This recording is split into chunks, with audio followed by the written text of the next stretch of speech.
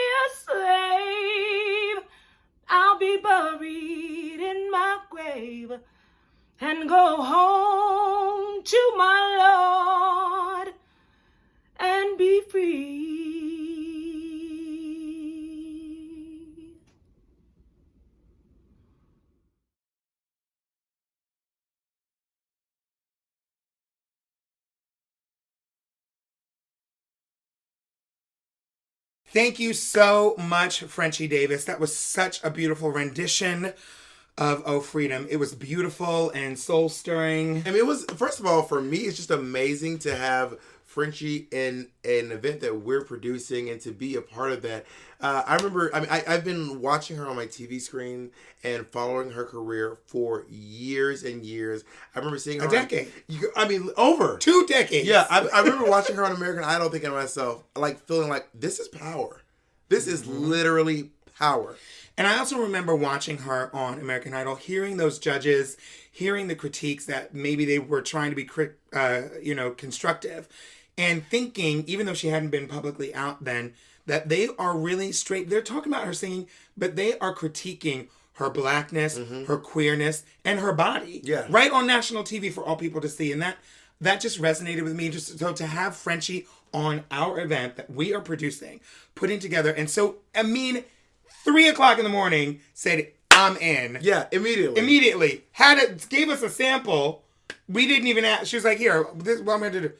It was beautiful. And thank you so much, Frenchie, for your grace and your kinship. Also, how lucky are her neighbors? Honey, even on a bad take, they're like, she's singing again. Let's get the popcorn. My neighbors I'm not that lucky because my neighbors can't sing like Frenchie Davis. And with that in mind, welcome to day 2 of Black Queer Town Hall. Now, Black Queer Town Hall is a 3-day event centered around rejoice, around mourning, love, and respect for the Black queer community. And we are so thankful for our partnership with GLAAD and NYC Pride. Remember, we're watching on both their YouTube and Facebook pages. And thank you. Now, today we'll be giving a portion of our proceeds to the Okra Project. Can you tell us a little bit about the Okra Project? Absolutely. The Okra Project is a wonderful organization that focuses on solving the issues around food insecurity in the LGBTQ community, specifically Black and brown trans folks. And they also focus on quality of life issues. And this is really important, especially in an age where we have the corona pandemic and people's lives have been turned upside down during this quarantine. And so we want to say thank you so much to the Okra Project. And if you want to learn more about them, you can go to theokraproject.org. You can click the link on our website and, you can give and share for them as well. Hi, my name is Devin Norrell. Did you know that Black trans people have a high unemployment rate of 26%? That's 2 times the rate of the overall trans population and 4 times the rate of the overall U.S. population. If Black trans people don't have access to jobs, they don't have access to money. And if they don't have access to money, then they don't have access to food. The Okra Project is a collective that seeks to address the global crisis faced by Black trans people by bringing home-cooked, healthy, and cultural specific meals and resources to Black trans people, wherever they can reach them. A portion of all donations made to Black Queer Town Hall will go directly to the Okra Project. Or you can donate 100% of your donation to the organization itself by visiting theokraproject.com. Now, if you want to get a chance to donate to them directly, we'll be giving you an opportunity for that later on. And you can still donate to the production of this very show that we are doing here today. Our number one goal over here at Black Queer Town Hall is to pay Black queer excellence. And we pay well. It's so silly. All right. Now, if you cannot donate, if you don't have $1, that's not where it stops. You can also share. Everyone has the ability to share this live stream. Now, I'm going to wait a second for you to go down there and look right over there. It says share. Click on that, and you just helped us. You're an activist. You're an activist. You're an activist now. And it's really important that you go and share on someone's page. Share this with somebody that you know probably wouldn't be watching this normally. Mm-hmm. Send it to grandma. See what she said. See what grandma said. Baby, what you sent me on this? But this is Black Queer Excellence. Baby, this is some Black Queer Excellence, baby. Speaking of Black Queer Excellence, yesterday. Oh, honey. Listen, if you did not get a chance yesterday, you can still watch it. It's still up. Yep. It's still up. Go back and watch. We had Alex Newell. And, yep. We had Nick Rashard Burroughs, Christian Dante White. We had Bassett. And some great panels. Yes. Absolute great discussions. And some of the panels were a little long, and we had to edit them down, but there are bonus behind the scenes, basically, footage, extended version where you can go and watch on the Black Queer Town Hall YouTube page, which is where we may have some extra surprises throughout the weekend for you. So let's get started for today. Let's do it. Okay, so now it is going to be an excellent day. We have a very full day for you. We've got panels like Back to Work and What Now? We also have appearances by Evie Oddly, Monét Exchange, Angelica Ross, and Laith Ashley, just to name a few. Okay, so let's jump right in. We have our very first panel ready for you, and to introduce that panel, I'd like you to help me welcome Chicago icon and my dear friend, Shea Coulee. Hey everyone, Shea Coulee here from RuPaul's Drag Race Season 9 and All Stars 5, here to talk to you about the Black Queer Town Hall, where we will be discussing getting back to work and how that relates to the Black Lives Matter movement and COVID-19.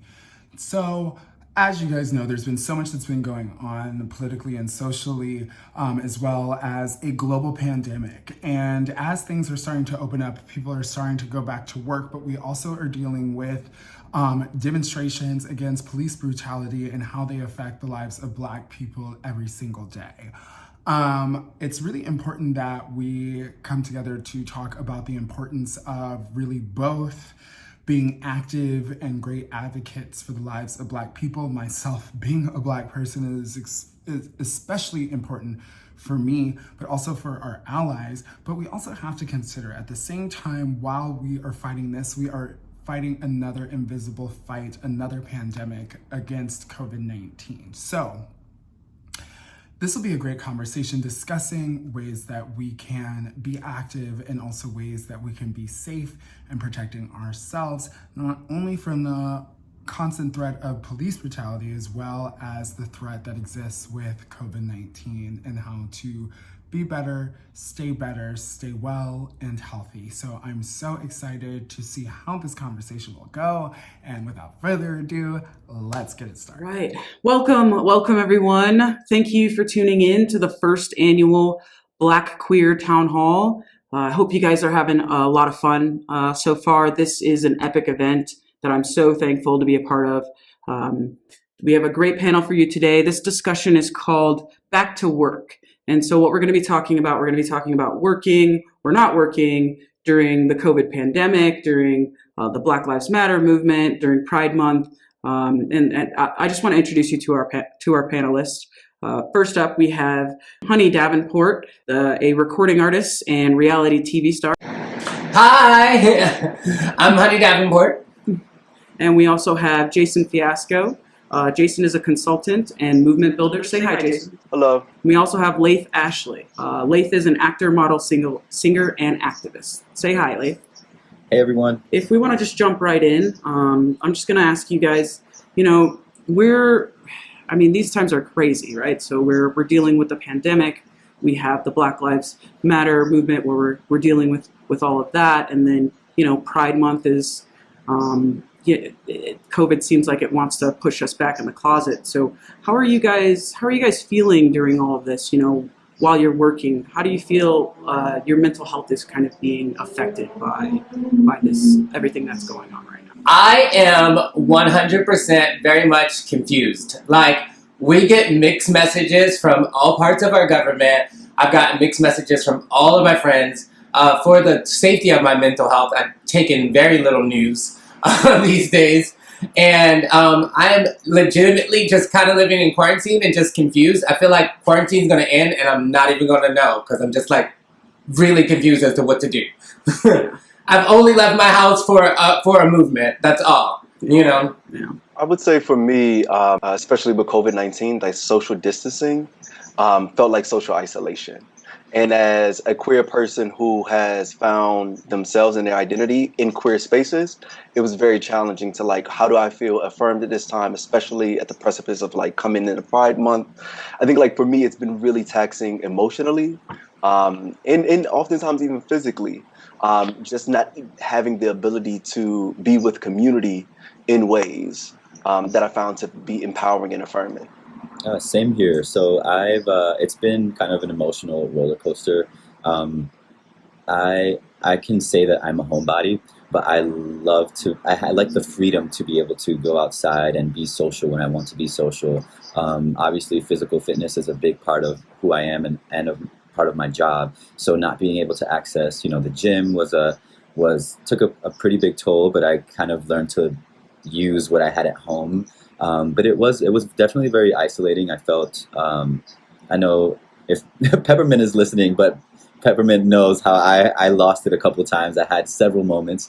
And I was ready for some sense of maybe new normalcy, whatever that may look like. But then, after the COVID pandemic, then came the Black Lives Matter movement, which was well overdue. And it happened because we were all at home with our devices, and we were being flooded with these images constantly. So we had no choice but to speak up and speak out about what's been going on. So, speaking of that, I think that everyone being at home, and being able to see these videos and watch these videos is helping, kind of light this fire for the Black Lives Matter movement, right? So, what do you think is going to happen, after COVID, right? Do you think that after COVID we're going to be able to keep up the intensity? Like, what ideas do you have for people, after COVID? Because I think the focus is going to shift from, trying to go back to work or trying to rebuild their businesses, right? So how do we keep that intensity going? The only thing that's not acceptable is for us to go back to things as they were. I think that after all of this, I'm not even sure what the future looks like But my hope, and actually not even my hope, my demand is that it's completely different and that our treatment is completely different. And the way we work and the amount we work for is completely different. So change is next. We can't let up. There's no way. It's not possible. The more, if we stay silent and just, say, okay, everything is kind of back to normal, we're going to go back to work, etc. These changes that are being made are still happening, and they're happening right under our noses. I'm sure that if you have social media, you've seen what's just happened with transgender healthcare being, taken away.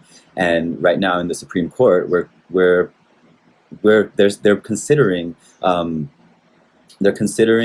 being able to, like, making it legal for LGBT people to be fired from their jobs. So this has a ton of implications, which means, like, not only will this affect LGBTQ people, but this will affect everyone, because now all of our lives will be policed. So it's possible that if your mannerisms are something that don't match up with your assigned sex or however someone views your behavior should be, you're at risk of losing your job. You're at risk of not being able to have a home. You're at risk of not being able to access healthcare. You're at risk of not being able to access a shelter if you're someone that's homeless. It's something that we need to continue to speak up on, and we need to show up, period. Yeah. I would want to add that one of the things that COVID has pointed out to was the fact that our economy didn't work for everyone. There were people who were able to work at home and other folks who could not. And we saw government being slow to kind of like uptick on like providing support for folks. I mean, the unemployment is really great. That's up into June. Folks getting back to work is going to be slow. I think that we need a new economy. I'm starting to see a lot of folks in my community look into entrepreneurship. So as we talk about a new economy, what does it look like for our government to provide financial support, no interest or low interest loans for communities, right? To start their own business if folks want to go that route. So I think like one of the things from COVID is really the shortcomings of our economy and how it didn't work for all of us. Right. Laith, you said something that kind of caught my eye. You said that we can't stay silent, And so, unfortunately, I'm hearing from a lot of my white friends, we're afraid to speak out. We don't want to lose our jobs or any potential clients or customers and things like that. So what do you say to those people who are afraid to speak out, right, at this time? Because, it's hard to get a job or to have clients during COVID time. So what do you say to those people?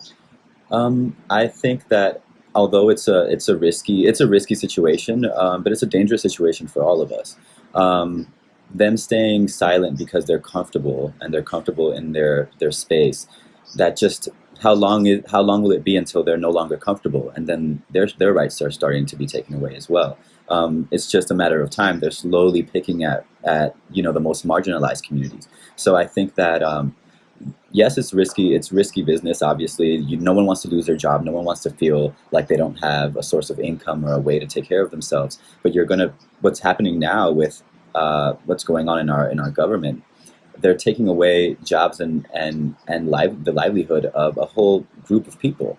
And I think, Honey, you probably have something to say in this too. I mean, I from watching Draw the Blood, I feel like, that just was so powerful and said so much itself. So I'm sure you got something to add to this. Absolutely. Draw the Blood is a piece about what it feels like watching your friends remain silent as you go through life dealing with racial inequality. And, what I say to people who are afraid to post or afraid to protest because they might lose their job or they might lose their homes as my friends are losing their lives, I just kind of interact with them how I interact with any other selfish person, because I think that's really selfish. And I just make it about them. I make it about them. Like, what would you do because the danger, if we lose this fight, if the pendulum swings the entire other way after we pushed it, everybody's rights are in danger. So I like to bring up to them how they might be affected by our loss here, because that's what's really dangerous. Like, if we don't get away with this, how much are we letting the people in power get away with in the future? So I'm gonna ask you guys a little bit about just the reopening in general. So now with states beginning to reopen, and there's tons of people that are still working during this, right? Those essential workers.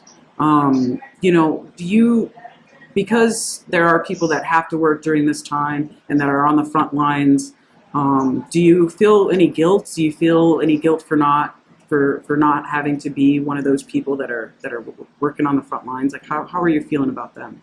I don't personally feel guilt about that, but I do think that we should address how we're paying people who we've now see how essential they are to our livelihood. These people are our least paid citizens here. As we reconstruct our economy, we might want to think about how we've been paying them as well. Exactly. Totally agree there. Yep. 100%. That is exactly my feeling on it. Especially like the fast food, the groceries. I mean, all of those people are just right there.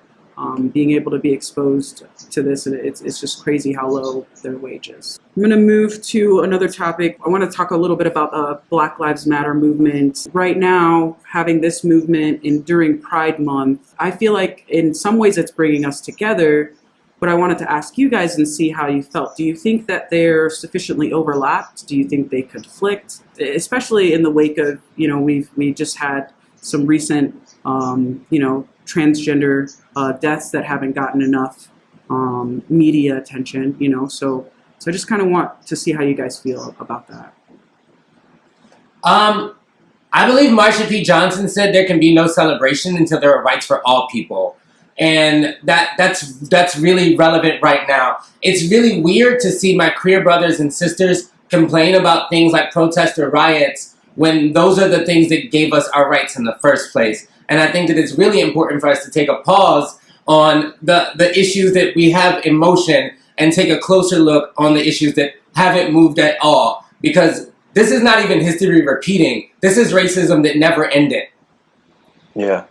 I want to add that one of the things that I think we're missing with the overlap between Black Lives Matter and Stonewall and the queer liberation movement is the idea of patriarchy, right? Like this idea of like cis heteronormative patriarchy that I feel like operates not only in our policing system, but then even oftentimes operate in Black communities, right? So like oftentimes we don't hear as much about Breonna Taylor as we did about like George Floyd or Sandra Bland with Freddie Gray, right? I think like this oftentimes like this thing that we have to protect Black masculinity, and then like Black femininity is often second tier. So I think like there's intersection between our Blackness and gender expression that I think are great intersections for us to talk about what does quality reform look like for our judicial and policing system. And talking about, the workers and all of the people that are on the front lines, I just wanted to kind of see how you guys were feeling about, being artists and producing, your poetry or your art or your music videos, any music, anything like that, and just kind of creating like this beautiful, maybe love stories, like joyous art during this time, right? We're dealing with a global pandemic. We're dealing with Black Lives Matter. There's so much death going on. But as artists, your job is to bring joy to people. How do you feel about doing that during this time?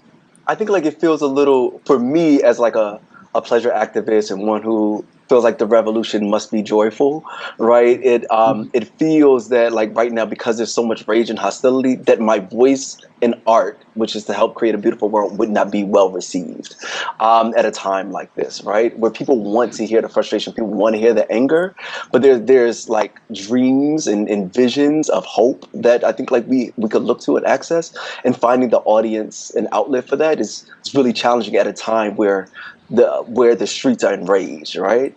And like folks want to hear that rage, and media wants to see that rage. So like there's a lot of that, and it's just like, okay, cool. Where do I find and access my voice to talk about the beauty that is forthcoming, that is coming here? Yeah. Right. I make social justice art. It is the underlying theme in all of the art that I make. So in this time, I've made sure to not stop producing, because my art that I create is what has been furthering this conversation for as long as I've had a career. And it provides an extreme amount of hope for people who don't know how to deal with what's going on right now.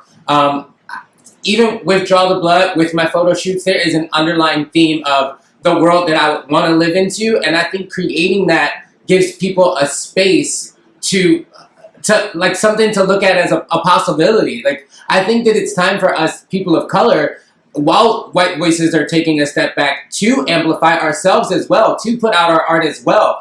As an artist, like, I literally would die if I stopped creating, because it's how I get my food, it's how I pay my bills. So in the midst of Blackout Tuesdays, I had an interview with Tracee Ellis Ross, who is another person of color, a prominent person of color, that was pushed back. And in response to that, I didn't get paid for a week until it came out. So, like, I think we need to pay attention to that, like, this is affecting Black pockets as well. And I think that Black creators and Black artists should still be creating right now. It might be really important to provide hope for some people. I'm kind of caught in the middle of wanting to, put content out, and then also it's wanting to continue to educate folks. Like, I've been posting, historical events that are very important in, like, the civil rights, that were very important during the civil rights movement, and things that people did not learn and maybe didn't really go over when they were in their high school history classes. And I've posted several things, and people are like, "Thank you so much. I had no idea." I'm just like, "Where did you go to school? How do you not know that all these things happened? And why don't you want to learn?" It seems that folks only want to learn about or Google whatever affects them personally. And until we are all viewed as one family, where what happens to one of us means it affects all of us, I think that until we view things in that way, people are not going to care. There's always this conversation about, are we supposed to be educating our white friends? Some people say, don't ask a Black person. Yeah. What do you guys think? You think they should be asking Black people, or do you it's like you said, not everyone does all their research. So yeah, for people that don't know how to contribute to our movement and help out with what we're doing, do you think they should be asking Black people? What do you think? I think that it's so weird, because I don't think it's our responsibility to educate white people on how to treat us. However, if they're doing a terrible job at treating us correctly, we might as well say something and tell them how to do it better. So it's a weird thing. Like, no, you shouldn't have to ask me how to treat me. But since you haven't done the research for yourself, I will gladly share it with you and demand the respect that I'm entitled to. Yeah. I'm a little weird with it a little bit. I think, like, because, like, even me who sit at the intersection, right? Like, I know there's only so much I could understand about, let's say, about certain things I could understand about undocumented folks, right? As a person who is not undocumented, right? So, like, as a person who is not undocumented, right? So there's only so much that I can understand. So I do feel like there is some level of care, right, and compassion that we have to have for folks who are on the other side of, like, oppression, to be like, okay, cool, let me walk you through how you are showing up, because how folks have been informed to show up in the world is invisible to them, right? That's just how they were raised. So it's kind of like holding up a mirror and just be like, hey, this is how you are showing up, and this is how it's being received by me. And I think, like, that's laborious work, right? It's emotional work, and not everyone has the capacity to do it. As far as having the capacity versus not having the capacity to do it, I think that it can depend on the day. Like, right now, it's very tiresome work. I get emails and DMs constantly of people asking me to educate them on Black Lives Matter things, as well as trans specific things, and whether, like, their child is transgender, and what do I do, and what are the resources. And I feel like, okay, if I don't say something, I do feel like I have an obligation, because if I stay silent, and a very caring mother is asking for resources for their trans child, if I don't give them these resources, then I'm kind of taking away from that child. So it can feel like a burden. It can feel like a huge weight that you're carrying. But because of where we are in society right now, I feel like I have no choice but to do it. All right. So I think I'm going to ask you one last question, guys. Just kind of final thoughts about COVID-19. Do you think that it's pushing us back in the closet? How do you think we're doing in Pride Month in the COVID times?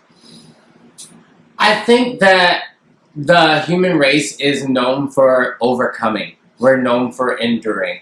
It's what we've always done, and it's what we'll do here. And I think that is what we'll do with Pride. We'll figure out a way to have our celebration. And my only real hope is that while we figure out how to do it digitally and how to do it with social distance and how to celebrate in all of these beautiful ways, that we remember that there's a lot of things that can't be celebrated right now, and those issues need to be pushed into the forefront of our marches and our shows and all of our beautiful expressions of who we are. That there are a lot of people who just for expressing who they are get to die.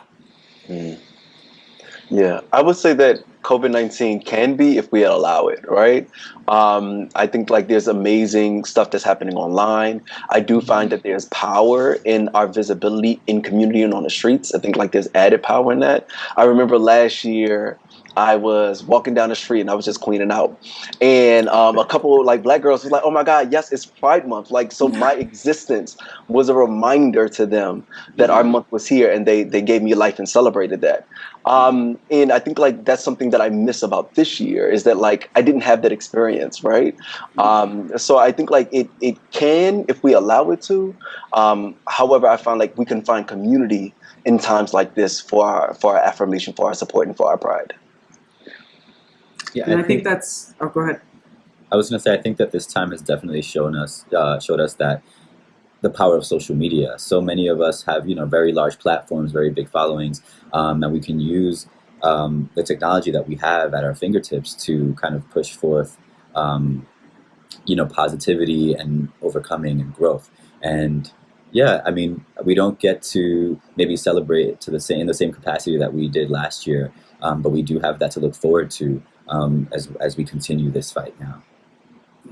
And I think that I think we're showing that right now, right? With the Black Queer Town Hall, I think that's exactly what we're doing. So, thank you guys for doing this. This was a lot of fun. It's very nice to meet everyone. Happy Pride Month. Happy Pride Month. Thank you for that, Nicole. And now I'm very excited to bring to the digital stage a dear friend of mine, an icon, and as Bob said yesterday, probably the most well-known Black trans woman in the world. One of my best friends, Laverne Cox. Hello, everyone. Laverne Cox here. I think that at the end of the day, each and every one of us has to look at the ways in which we have internalized racism. And as people of every single race, me as a Black person, I have to constantly interrogate the ways in which I have internalized white supremacy and how that affects how I see myself, how I feel about myself, and then how I treat and feel about my siblings who are also Black. I have to constantly interrogate all of my internalized transphobia, my internalized classism, my internalized Islamophobia, my internalized patriarchy, all of these systems of oppression that exist intersectionally in what Bell Hooks calls imperialist, white supremacist, capitalist patriarchy. I add to that cisnormative, heteronormative, imperialist, white supremacist, capitalist patriarchy. I think that where we go from here is that we have to begin to hold ourselves accountable before we can hold each other accountable for the ways in which we either are perpetuating or fighting against. And I don't like to speak in binaries, right? Because it's complicated. So I don't like to think that either we are perpetuating, racial oppression and transphobia, or we're fighting against it. I don't believe in that binary, but it could be somewhere in between if we have come to spaces of consciousness and are living in the contradictions, all the contradictions of this white supremacist, consumer capitalist, patriarchal, cisnormative, heteronormative world that we are living in at the moment. It has to start with each of us as individuals. And then we have to be willing to have conversations in our communities, with our friends and with our families, to challenge the internalized racism, the internalized transphobia that so many within our communities of color and in our larger communities have. And then we have to tackle the work of changing things ideologically and then institutionally. But we cannot really do the work. I think we're still having the same conversation years and years later because we don't know how to be accountable. We have not fully figured out how to be accountable first for our own internalized racism, transphobia, and the ways in which we perpetuate these isms, these phobias on ourselves and each other. And until we are willing to do that, do the uncomfortable work of interrogating ourselves, then we cannot really begin to change the culture. And I think too, we have to really be wary of the tactic of divide and conquer. Spending time fighting each other is not the way forward. I think holding our Black siblings accountable for their transphobia, holding, the LGBTQ plus community as a whole accountable for their racism and transphobia is so important, but we have to do it with love. We have to do it from a place of empathy and love. The allowing this tactic of divide and conquer to have us at each other's throats is not serving anyone. It's not doing any of us any good. So the only way forward, I believe, is to be able to have these conversations, to have these dialogues with love and empathy. And I think ultimately, as we interrogate it and we are accountable, we have to begin to think about what it means to change the material conditions of those in our communities who are the most marginalized. That is poor and working people of color, but poor and working people across all races, all gender identities, all sexual orientations. How do we change the material conditions of everyone, so that everyone in a country that promises that everyone has freedom and the possibility of rising, that is not just rhetoric, but a reality. So I look forward to this conversation, and I love each and every one of you. Trans is beautiful. Thank you so much, Laverne. And now it's time for our next panel. And to introduce that panel, please welcome Marquise Vilson. Trans actor and activist Marquise Vilson here. And today we're going to be talking about the Black Lives Matter movement and burnout in regards to it. So what exactly is burnout? Burnout is feeling exhausted, tired, drained, overwhelmed. Why do we experience burnout? Well, in this moment in time, I'm experiencing burnout because I am tired, overwhelmed, and drained with seeing police constantly brutalize Black bodies, killing us. And I'm also equally burnt out and tired and exhausted and drained from seeing Black trans communities being brutalized, violated, killed, and assaulted. How do we remedy this burnout? Well, for me in this moment, the way that I've been trying to not feel burnt out is by investing my energy in spaces that feel right, that speak to me. Actively, I made a decision to go to the Trans Liberation March and rally yesterday in Brooklyn. And I felt full. I felt full, I felt seen, I felt loved, and I also felt both Black and trans. Self-care for me has looked like talking to friends, going for a long walk, reading a book, watching a funny movie, and also turning my TV off, not looking at the news, not checking out my social media, taking a good 2 or 3 days off just to sit still, to be silent. So anyway, I look forward to talking to you all at the next town hall. Happy Pride Month. Hello, my name is Bob, the Drag Queen, and welcome to the What Now panel here at Black Queer Town Hall. I am very excited. This is an amazing panel. I'm so excited to introduce everyone.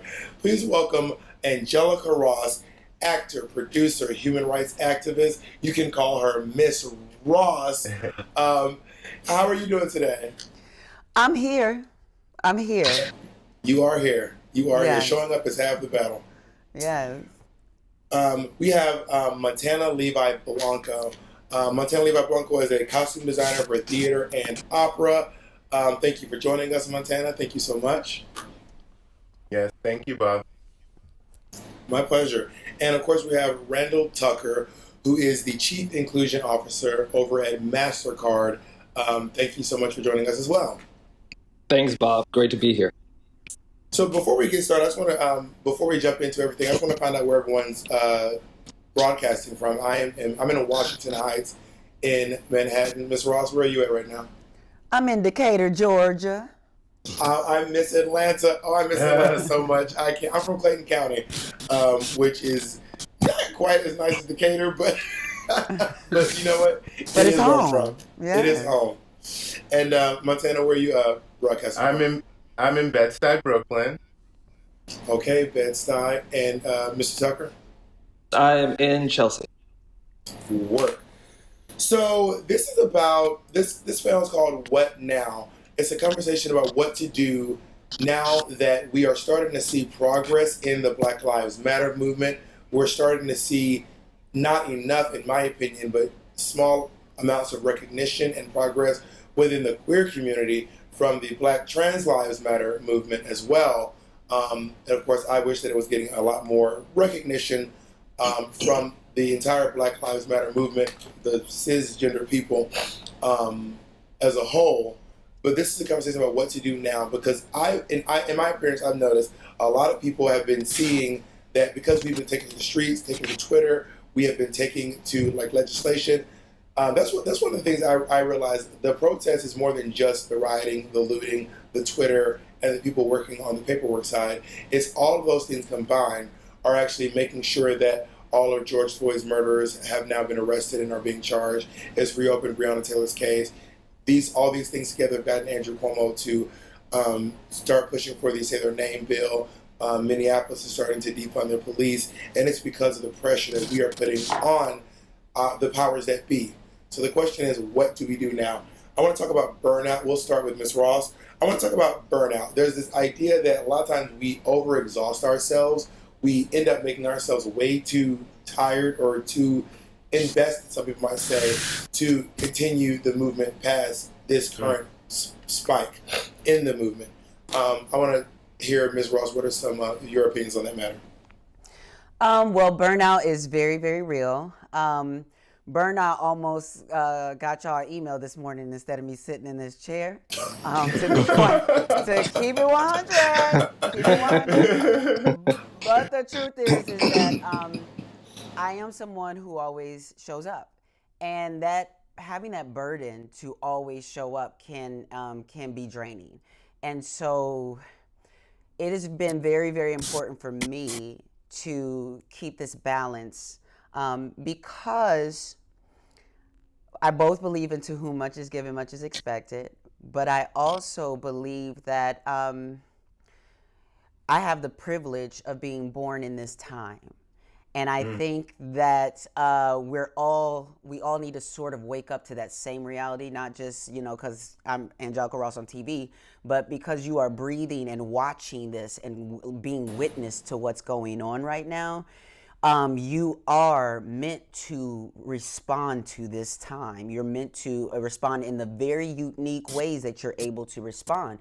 And so in doing so, for me to not burn out, I basically realize that there are young people out there. There are so many people out there that we can hand the baton to while you're sleeping. So I just have to prioritize that rest, prioritize my spiritual practice, prioritize eating and spending time with friends, laughing, Black joy, prioritize Black joy as much as we are prioritizing, because that is what liberation is Black joy, period. That's true. And I'm glad that you mentioned something as simple as eating. The past 2 days, we've been working so hard at getting this Black Queer Town Hall together that it would be like midnight, and I would look up and be like, I've literally had one sandwich in the morning. I have not eaten all day. And it is little things like that that start to affect you. You have to take care of yourself. Yeah. Randall, what are you doing to combat burnout? You know what? For me, I mean, it's something that you've seen in the media for 2 weeks now. But I've been in the inclusion space for almost 20 years and have seen and had to deal with things that affected my own community as well as communities around the world, that I would be dealing with issues in Asia or in the Middle East. So for me, it's something top of mind all the time. In addition to what Ms. Ross said, what I think that it kind of keeps me sane and stable has been around turning the television off. So I can't just take in all of the media. So we know there's a pandemic. We know there are protests out there. But if you consume it on a daily basis, hourly by hour, you become that. And so it gives a lot of angst and worry within your own soul. The other piece is that I like to work out. And so you can't box, you can't lift weights and be thinking about anything else but doing that. And so that's been something that's really sustained me. But I think from a business leader perspective, we understand that our employees at MasterCard are our greatest asset because we couldn't do what we do without them. And so with this global pandemic, with all of the backdrop of a global movement that sparked in the Black community, what we've said is that on Juneteenth is your day off. We want to make sure that you're able to hit the reset button, you get your life together, you do whatever you need to do to reflect on the things that will say, here we are today and here's where we're going to go in the future. But we wanted to make sure that we paused as an organization to say there's a very specific time. A lot of people are hurting, a lot of people have pain, and we want to make sure that we do the right thing by giving them the rest and the relaxation that they need in order to fight another day. And Montana, I want to talk to you about something that Randall just talked on, which is something that occurred to me. I want to know how you're dealing with it. The idea of not consuming everything, because it really can. I was saying I had some white friends over my apartment the other day, and I got some really upsetting information on Twitter, and it really, I had to excuse myself from the room because a big part of what was affecting me and actually upsetting me was the fact that they were not affected as heavily as I was affected. Yeah. And seeing my white counterparts being able to, quite frankly, watch Star Wars while I was literally crying. I'm crying so hard because of how bad this has affected me. And then there comes the part I was like, do I need to turn it off? Do I need to watch everything? But then I feel bad about not getting everything, or if I'm missing some information, or if I hear people talk about something, someone goes, this bill passed, and I'm like, wait, what bill? I missed the bill. Yes. How are you dealing with that, Montana? I think that this moment has been one in which I've really had to develop boundaries to protect my psychological space, right? So we are in this moment where we need each other, we need community, we need togetherness, but we also need time away, right, from all of the noise. I don't have a TV, but I do have a phone, and I have found that it is it's just been helpful to set almost hours for myself. The news will be there, and true. so it's just kind of been this process of really honoring those boundaries. Yeah. I want to talk a little bit about burnout because something that Ms. Ross just said, which is so true. Too much is given, much is expected, which is something that we hear from our parents. I don't know I'm sure it goes maybe outside the Black community, but I know growing up as a Black Southerner, I heard that a lot. And I would think to myself times, I would feel quite frankly guilty thinking about the fact that people in my mind, I'm like, I can't allow myself, this is not for everyone out there listening, but I have a hard time allowing myself to be burnt out or tired from posting and going to 1-2 marches a week when Harriet Tubman was going all the way from the South, sometime all the way up to Canada, 12 times, working in the military, on top of that being covered in scars and whips and bruises, having she had all the things that people like Harriet Tubman, all these people who came before us went through, and I'm like, but I cried because but that's not to diminish it, everything is relative, but I do think to myself, I have the same DNA that Harriet Tubman has in her that allowed her to save almost 1,000 slaves from a 5-foot slave. Then I can do this as I have what it takes to do it for myself. So part of my self-care is taking care of what where I've been and the people who have been there before me. I want to talk a little bit about visiting the movement. This is because everyone's Black Lives Matter. Everyone's posting it. Twitter and Instagram have never been this black. Long as I've been a part of it, it ain't never been this black ever. So I want to talk, Ms. Ross, a little bit about the idea of people who step into the movement and then are going back to posting like shirtless Fire Island, selfies. How do you feel about, like, are you witnessing any of that? I see a lot of that, and I think there's a spectrum of that behavior going on. And what I want to speak to the most egregious of that behavior, and that is what is seen in, let's say, the Black Lives Matter movement, where you have the founders, the co-founders of Black Lives Matter movement being two black women, one being queer black women. But as we get to the rallies and we get into these spaces, women and queer people have been pushed aside and decentralized. And what happens is you have these folks who mix with their male ego and cameras and all kind of other things. You have folks who are building brands and all kind of things off of a movement and coming in and out of the movement doing fundraisers and not giving credit to the people who are consistently on the ground doing the work. So there's where the most egregious. Other things where people who are celebrity influencers who are using their platforms to jump in the movement for a second and show that they were at a protest or do something, great on them. Dive in whenever you can. But those who are sort of trying to build an image or almost, it basically shows that you're not really committed to it when you're just coming in and out. You just want to look or appear or do what they would call virtue signaling, that I'm one of the good ones. Well, that is something. So one of the big reasons why we were doing this Black Queer Town Hall, me and Peppermint, one of my best friends, were, and if you're watching this, you already know who Peppermint is. We were discussing how we have been getting a lot of calls because we are two of the most famous drag queens in the world, and we're black and we're queer. So with the fact that Black Lives Matter overlapping with June, which is Pride Month, we've been getting calls from a lot of people being like, could you please lend your black queer voice for free to our thing to absolve our white company of being associated with the All Lives Matter movement. So if you could just send us a number, you want me to do a number, something I should be getting paid for you for free, so that people can know that your company is not with the All Lives Matter or the Proud Boys or 45. That has been, I had to really set boundaries to talk about that, Montana. But that's still besides the point in the simple fact that they're asking for free labor from black people. Yeah. So are we going back to slavery? Is that what you're asking us to do? I mean, real talk. One of the best quotes I've ever seen was, "Black folks have been called lazy ever since we stopped working for free." Like ever since we have been emancipated and said we are not working for free, we have been called lazy ever since then. Now, Randall, you work in the corporate space. Yeah.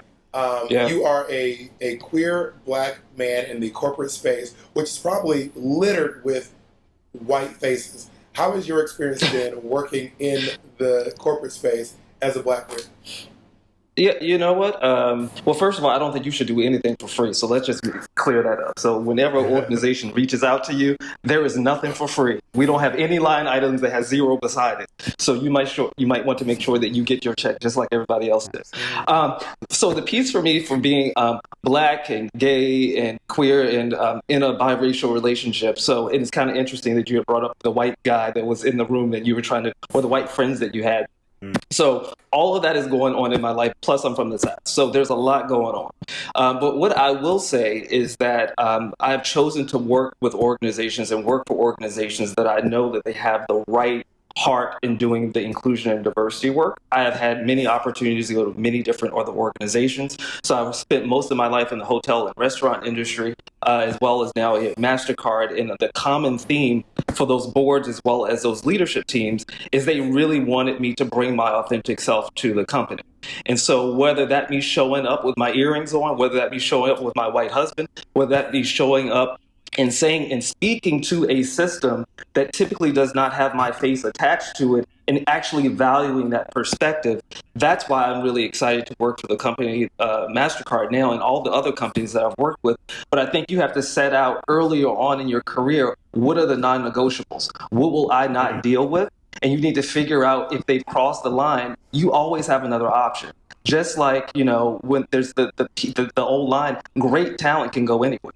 And so that's something that we always, as African American, queer, Black, whatever you have it, don't sell yourself short. We have to make sure that we have our own standards because everyone else does as well. So I would just say, baby, but when them bills is due, listen, and when them bills is due, and when people keep selling you short, you know what I'm saying? Like, you got to find it's hard. It's hard to. It is. That's a difficult place to be in when somebody. It's a balance. Especially the most marginalized folks. I think about Chicago, and I think about the drag bars in Chicago, and being a Black doing Black performances in a gay neighborhood lined with rainbows. But if you're too Black, if you do Black music, you can't really do well there. And so, but there's excellent queens that are come out of there. So someone like Shea Coulee, who is just her type of creativity comes from so many different places. But guess what? There's a lot of Shea Coulees out there that are doing drag that are putting together safety pins and Aldi bags for costumes. Yeah, right. And Miss Ross, and I think that's what you say is you hit it on the point, because if you don't have representation of people like a Shea Coulee in these corporate America jobs, they won't look and see that there's an opportunity for that to bring someone else in.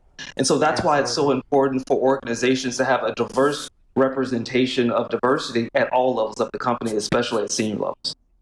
And what I'm about to say this is not an endorsement. I'm just saying no one has paid me to say this. When it comes to companies who are like proving that they are about that, they about that life, they really about that life. People like Ben and Jerry's is out. Ben and Jerry's has turned their Twitter into a Black Lives Matter stan account.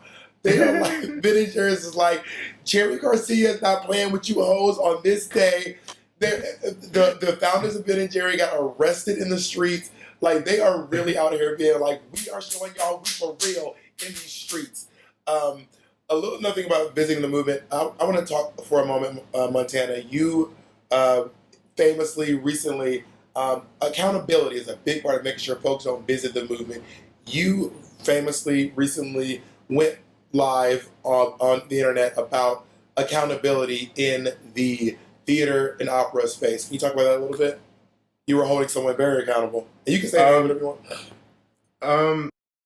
Yes, something that's been in the back of my mind during this whole time, right? We're in this like unparalleled paralysis, right? Where people have the time to participate, the time to visit. But what's been in the back of my mind is what happens, where's the sustainability? And like, when we don't have all this time again, what is the infrastructure that will be left behind?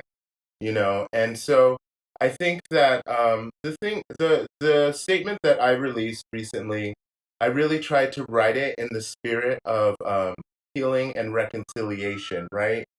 Because people have to be held accountable, but there's lots of ways to accountability. And I think that there is a kind of a danger with cancel culture, personally. And so I'm just like, it's difficult because I'm trying to navigate the support from our allies while also interrogating what that allyship means. And I think that that's really difficult for people to understand, that you can have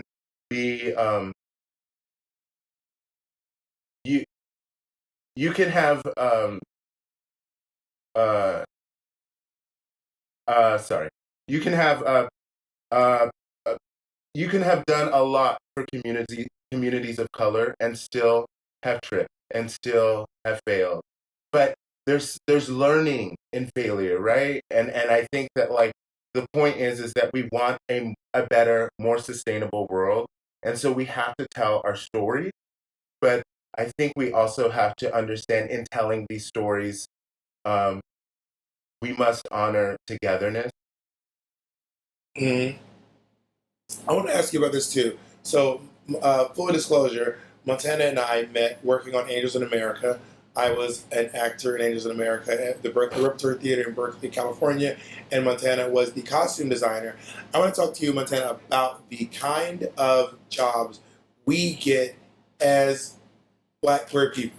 So, you worked on before the show you did, the Octoroon. Before you worked on Angels in America, so it seems like a lot of times we as Black queer people or Black people in general, we get these jobs that are specifically for Black folks. To get a job on a show that maybe isn't necessarily about Black people, but we can still use our Black talents. For example, we are working in inclusion, we are working on Pose, we're on RuPaul's Drag Race, we are blah blah blah. Like a lot of the Black things.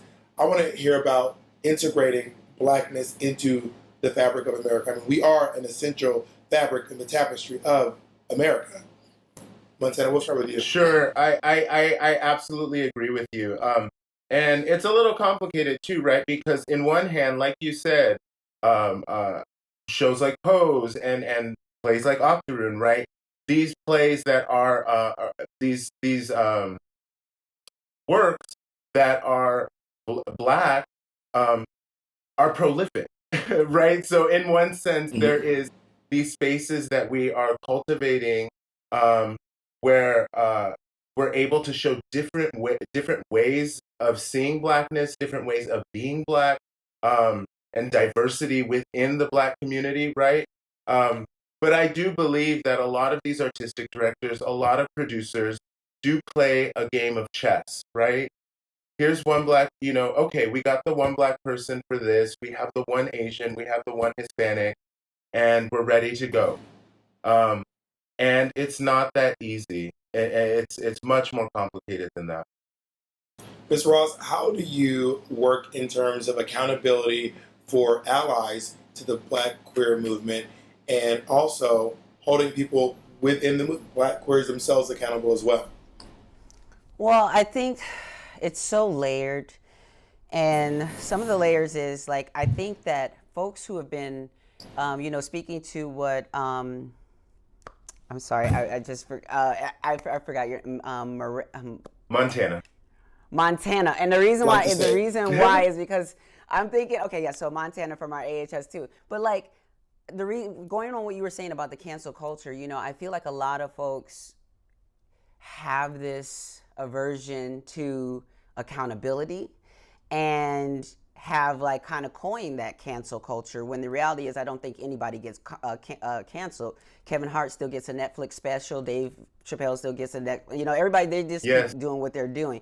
So it's more about, you don't get to come back into the mainstream fabric of how we're collectively trying to work for everyone until you understand being in community is it's like a sacred contract. If we're going to have community, that means that you have to play by certain rules of respecting everyone. So I think, that's on one level. And then on another level, I think that too many times folks don't understand diversity enough to understand. I learned a term called multiplicity and oneness from a bisexual Black Buddhist named Zenju. And what that basically focuses on is that too many times people are like, oh, we just need to come together and be one and just not, why do we have to single out Black Lives Matter? And why do we have to, single out these different things? When if we gave life to all the different pieces and uniqueness that we have, if we really were able to also caucus our communities in ways where they're able to kindle like a fire everything that's great about their culture, then when they go to work, when they leave their houses, and we create a culture where they're able to bring all of themselves together, then we get a better experience then we see ideas coming to the table because people's culture and identities aren't being muffled. Randall, can you talk to me about accountability in the corporate space? Because right now, I am nobody's corporate America. I have never. The only desk I ever sat at had a makeup mirror and some powder puffs on it, or in school. I love that. Honestly, I feel like if I was in something says, because I know if I experience it in the bars, microaggressions from such a liberal space, that I know that the corporate space has to be littered with microaggressions and moments to hold people accountable. You know what? I mean, I have two things to say that. One, anything that you see out in society will happen in an organization. So there is no line between more or less. The same people that show up at the bar are the same people in the office. But the piece that I think is really important, that is, if an organization is truly committed to inclusion and diversity, accountability is paramount to everything. So you really don't know if you're going anywhere unless you're measuring what that accountability looks like. And so for us at MasterCard, when we talk about representation, we're looking at the numbers. Have the numbers actually moved? When we look at, inclusive leadership, are our cases for lawsuits, are our cases for employee relations incidents, have they gone down based on the inclusive leadership that we're training? When we talk about, providing economic access to all communities, in the Black community, how much money are you spending on procurable items in the Black community? So it's those types of things that we look from my angle to show that we're actually moving the needle within the corporate space. So that's kind of an example for you to give some kind of understanding of, accountability looks many different ways within our company. And I want to say too, one of my final thoughts here before we close out, there's a big discussion about Karens in the Karen's place in the world. If you don't know what a Karen is a word usually used to describe what would usually be a white woman who would aggress the Black community, usually by calling the cops on us, or calling management on us, simply for existing in the same space they do or feeling intimidated by us. I've come up with this new phrase called Susies. Now, Susies are the kids of Karens, all right?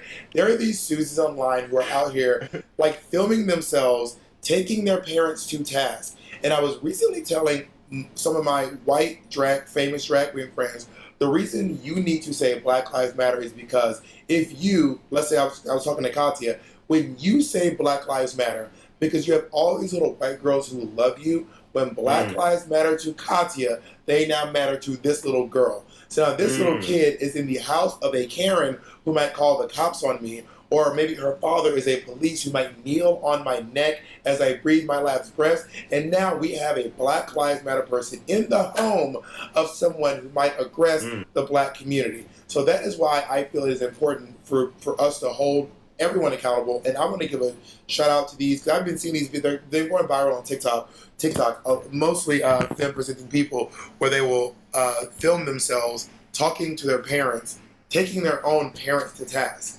Which is, I mean, as a Black child, I cannot imagine taking my mom to task. That would be the last video you ever saw of me. That would be and by the way, please come, please say nice words to me because I'm done after this. But, shout out to people who are addressing it, like stuff like this in their families and at home. That is, in my opinion, the true mark of an ally. Someone who calls it out when they see it and speaking on it. I want to make sure everybody has an opportunity to wrap up their final thoughts. If there's any final thing they want to share, Ms. Ross. Two quick things. One, Bob, I think you just hit on too, is that I think us as Black LGBTQ plus folks, I think it's time that we not be afraid to push back on our parents about the things we know we need to push back on our parents about. I've been in those spaces before, and I've had my mom, as I'm calling things out and being a little bit sharp at the tongue, throw, a cup at me, and us get, but sometimes if it has to come to that, you know what I mean? In certain ways, it just has to. Secondly, I want to say as a final thought about what we should do next as Black LGBTQ folks, I literally just thought about this coming up this morning, but since Pride started out as a riot, started out in rebellion, Black people, Black LGBTQ people, they're getting in the streets every day with the Black Lives Matter movement. That means Pride continues. That means us as Black LGBTQ people, that's our Pride parade every day. Or every time we're in the streets, that's Pride. So please come out with your Pride flags, with your drag, with your pamphlets, with your whatever the things that you need. Like literally, this is It's the riot. This is it. So we cannot allow the Black Lives Matter movement to erase queer, trans, LGBTQ people. We can't allow them to do that. We are Black. Thank you. Montana? I really love what you just said about the Susies, right? And I think it's an example of the way in which we need to build an infrastructure of sustainability, right? We need to step into, there's all these ways, and we need to be creative about how we build our new world. And yeah. All right, thank you so much. And Randall? Well, first of all, I'm glad to have met each one of you. So Bob, Montana, and Ms. Ross. I mean, it's been amazing, and I'm really excited that I work for an organization that allows me the space to even be with all of you. I think in summary, one of the things I think that's most important to me is being the change that you want to see. And so we can look to institutions and governments and look everywhere else. But each and every morning, we have to wake up and make a choice to either be a headwind or a tailwind to someone feeling like they belong or included. And that's just part of human decency. And I don't care if you're gay or straight or what you look like, that is just a tenet of who we are as humans on this earth. I think if you want to do more in the community, be active by doing community service, or either mentoring someone that just needs a better understanding of how to navigate this world because you've already gone through it. And most importantly, I would just say, go out and vote. Yeah. Vote. All right, Angelica Ross, Montana Levi Blanco, and Randall Tucker. Thank you all so much for joining us. Thank you for tuning in, and I will see you around. Mwah. An excellent conversation. And just a reminder, for those of you that are interested, you can always go over to the Black Queer Town Hall YouTube for behind the scenes and extended takes on our panels. But for now, we have some very much awaited words from your season 11 crowned queen of RuPaul's Drag Race, Miss Evie Oddly. I grew up in a world full of contradictions. A black boy born and raised in Denver, Colorado, which is as white as it gets, and the grandchild of the leader of the Black Panther Party movement in Denver, Colorado, Lauren Watson. So I had lots of conflicting images and stories coming to me from all sides from the earliest age. I remember when I would hang out with my dad's side of the family, I'd hear so many stories about how oppressive the white man was and how we were still living in a system of white supremacy. But I went to predominantly white schools that always had posters of children across every race and across every nation holding hands. And we had a black Mayor Wellington Webb, and there was a black kid on Barney, and there was a black character in all of my favorite TV shows. So I didn't understand, especially since I had been taught that we had gone through the civil rights movement in the 60s, and that after Martin Luther King was shot, we basically solved racism. I grew up in a time period where we were told what we should be telling our children, which is that we are all equal, and that the color of your skin or your shape or your size does not define who you are, and it is no reason to discriminate. But the reality I grew up in was shockingly different.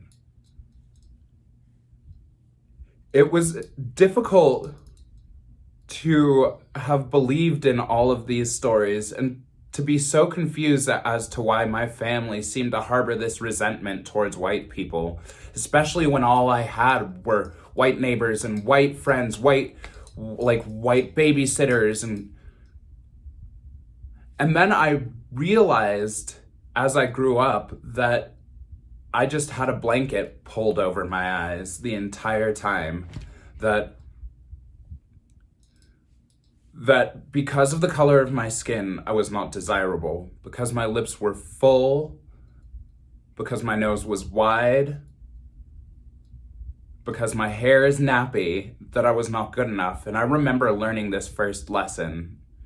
I was 5 years old and hanging out with one of my friends, and we were just talking about like style or something, which is how I should have known I was queer. But we were talking about style, and he started putting his hair into a mohawk and was like, yeah, it's really cool. You should just do it. Like, just make your hair a mohawk like mine. And like, no matter how hard I tried, my little afro was not going to stay in any shape or direction. And after seeing the pictures of kids in the media with their bowl cuts and their mohawks, I started to see a pattern, and the pattern was people who don't look like me being celebrated, being accepted as the norm. And I grew to understand that when you talk about being American, you're talking about being a man. You're talking about being a white man. You're talking about being a cis white man. You're talking about being a cis white man who can afford to own land. And the older I got, the more distanced I became from that reality, because I grew into the skin that I was meant to be in. I got to see kids teasing me and picking on me because I was too black, and from the same spectrum because I was too white, and I never really knew how to fit in this world that was constructed as a lie. And so I've spent my adult years since then unlearning all of the toxic behavior, all of the negative things about me. I've had to put in serious work to learn to love my lips because the world did not want me to. I've had to love my skin because I was always good enough to be a friend, because it's nice enough that we can have friends, but never a love interest, never a main character, never somebody whose story was anything more than something for people to take pieces of without ever really appreciating. And it frustrated me as I grew up to see how much of blackness is celebrated without it being attributed to people of color, to black people. How my skin is something that's beautiful if you were born white. How my lips are something that are beautiful if you were born white. How my hair is something that's admirable as long as it's on your features. And it made me realize that I've been doing so much wrong, even in my adult life, to uphold all of these standards, because I've been complicit. I've been complicit in the oppression, and I've believed it by simply believing that there was nothing wrong, by simply believing that, yes, I was going to be treated a different way because of my skin color, and that's just how the world is. Or, yes, it's okay for another person to be treated a certain way, or be denied their human rights because of their genitalia, or because of the fact that their genitalia don't match who they really feel they are, because they're not defined by a piece of paper, because they're not defined by a skin color or a shape or a gender. And the more I've unlearned all of the things that kept me from being a part of that, the more I've realized that we as a community still have so far to go. We talk about inclusivity, but we really only mean that if you are a cis, gay, white male. And the people who have paved our movement for us, the reason we have prides is because of black and brown and queer trans people who were sick of being on the bottom of the totem pole for so long. We're sick of getting kicked down and sick of getting shit on and threw bricks, who literally got up and threw bricks because they couldn't take it anymore. And it feels gross to know that even after discovering that I was gay and coming into a community thinking there was going to be a space for me and seeing that that space did not really exist, that I still flew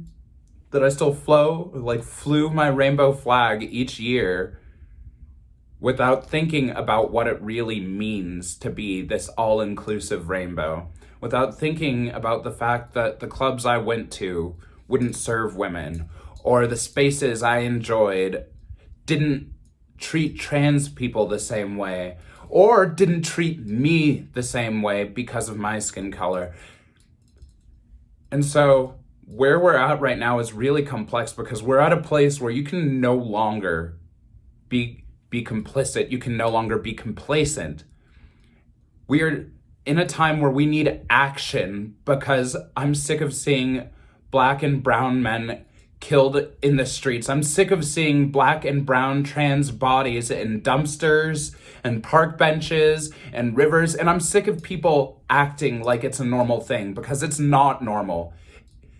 It is so sick and twisted that I am more accustomed to hearing about news stories of people with my skin color being murdered in the streets than I am about people with my skin color being doctors and lawyers, making great strides in the arts, inventing, creating life and culture. And that's exactly what my people have been doing. That's what the oppressed people have been doing for so long. And that's why we can't stand by with oppression anymore. We can't be silent. And it takes more than challenging your racist grandmother or your racist neighbor, because racism is embedded. It is institutional. It is built into us.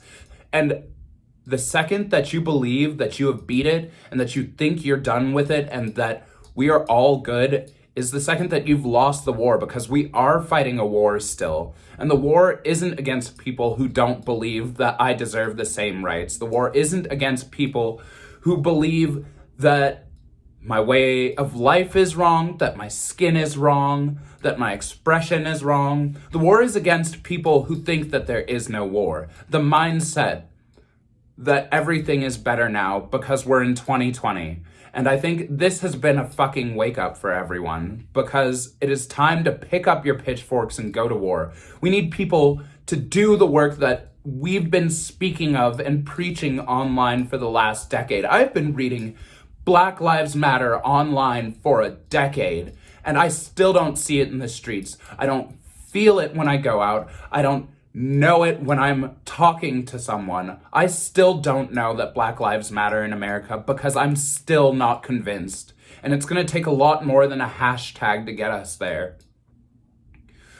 So instead of asking everyone to go home and confront their racist grandmothers and their neighbors and call out the toxic behavior, because that is the easy part. We've been doing that for 10 years and it's not going anywhere. I implore you to go to war with yourself. I implore you to ask yourself, am I doing enough?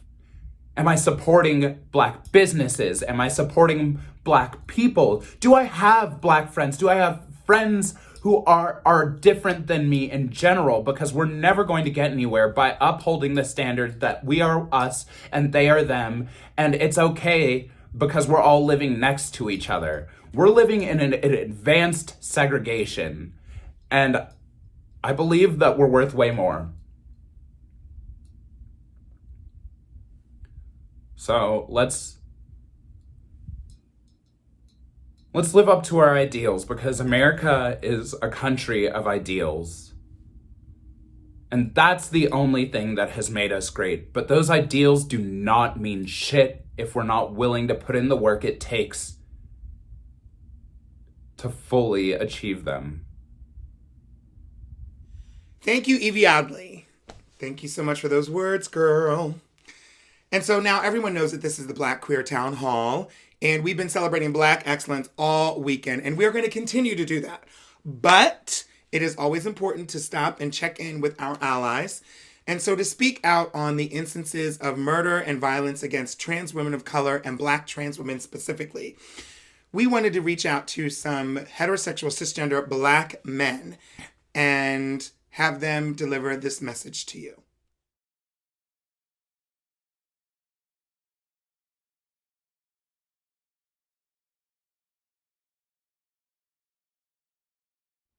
What you just seen was a moment of silence.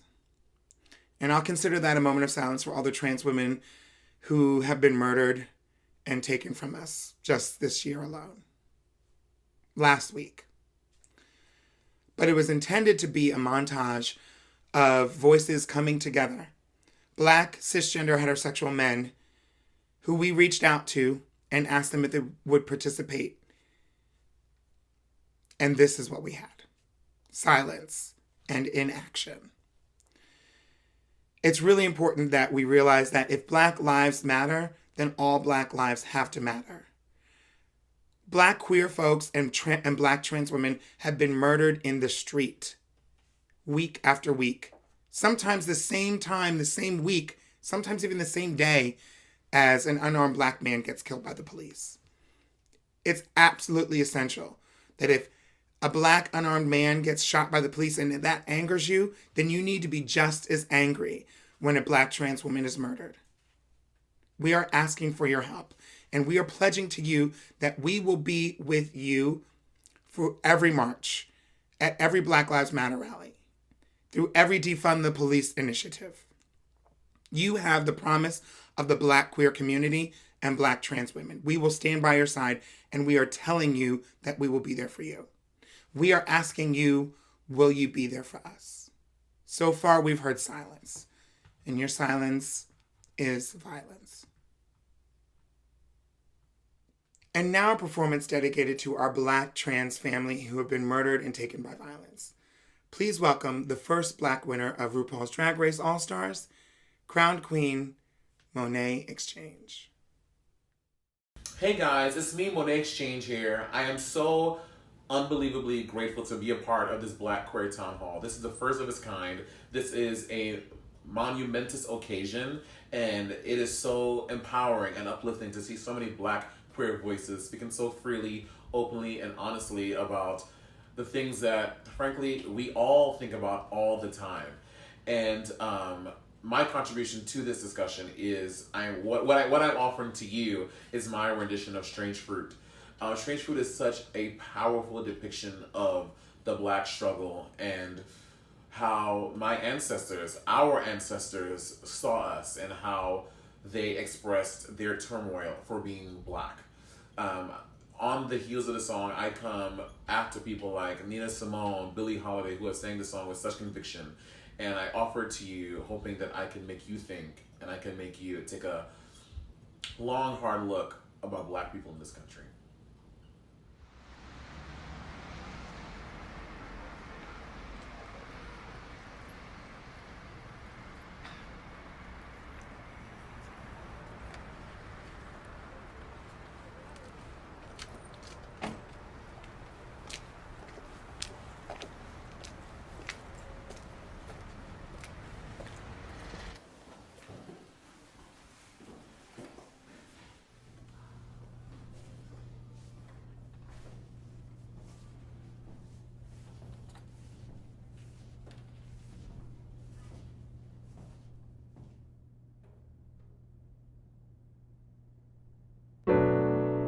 Southern trees bearing strange fruit, blood on the leaves and blood at the roots.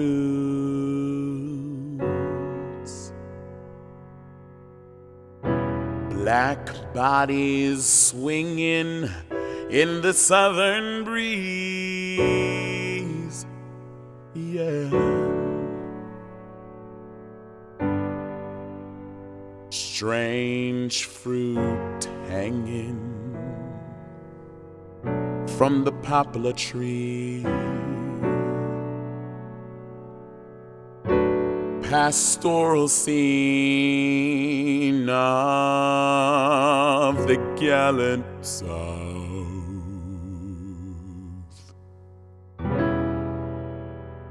them big bulging eyes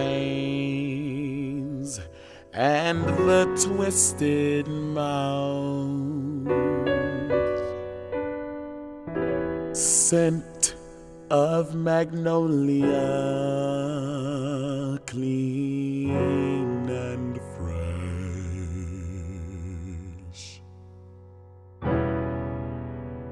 Then the sudden smell of burning flesh. Here is a fruit for the crows to pluck, for the rain to gather, for the wind to suck, for the sun to rot, for the leaves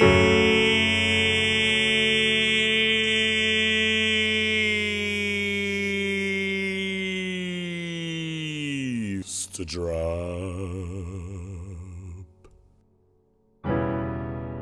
Here is a strange